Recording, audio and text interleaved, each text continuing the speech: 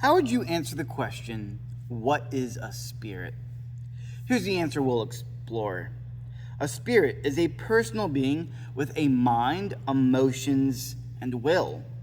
It is not physical, but it can interact with the physical world. God is spirit, and he created humans with both a spirit and physical body. Now that was a long answer. Let's take a moment and break it down. First, a spirit. One of the words the Bible uses a lot, in fact, it uses it over 500 times, is spirit. And throughout this conversation, we'll be talking about what a spirit is. But first, let's just look at some scriptures that talk about spirits. We're going to read 4 verses in the Bible. Each one tells us something about a spirit to help us understand it a little bit better. Now see if you can find 4 types of spirits. In John 4:24, it says God is spirit. In Hebrews 1:14, it says, are not all angels ministering spirits sent to serve those who will inherit salvation? Luke 7:21 says, at that very time, Jesus cured many who had diseases, sickness, and evil spirits, and gave sight to many who were blind. And then Zechariah 12:1, God forms the human spirit within a person.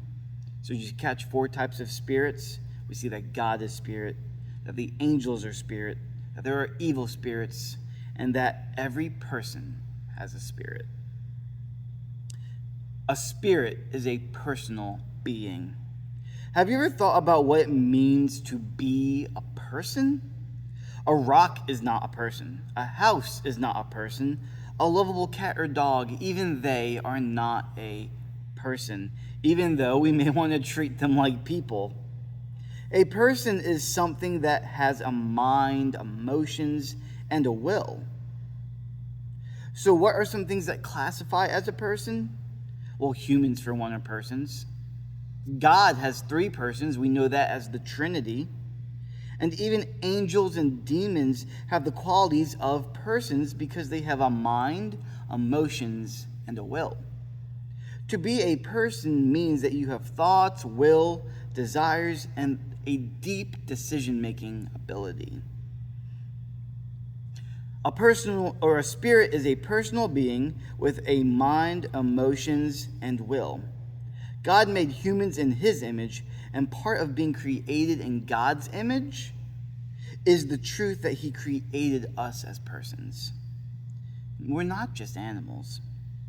God gave humans abilities to think deeply and logically, to feel emotions, and to make their own decisions.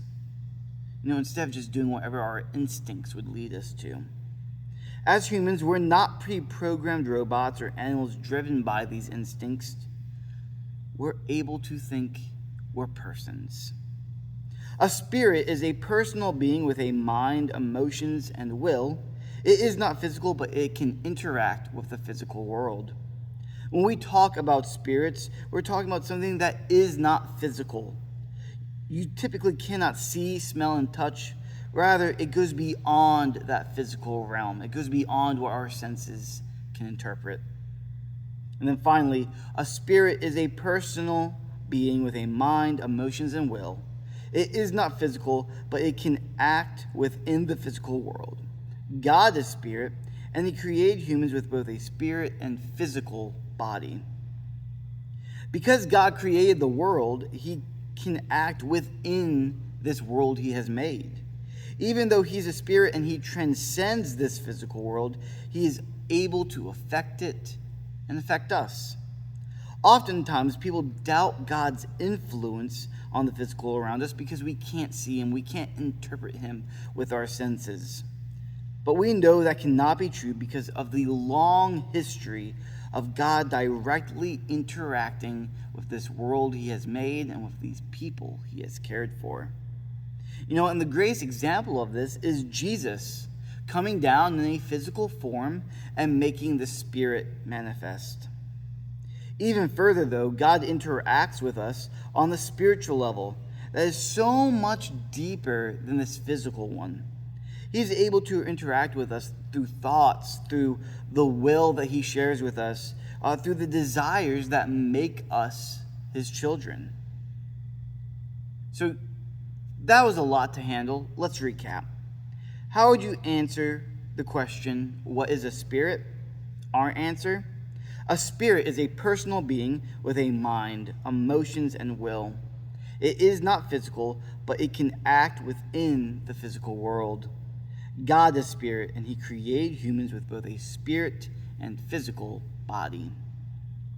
Now, as a family, complete the continued conversations handout and join us this week as we meditate on what it means to have a spirit given by God. Thank you.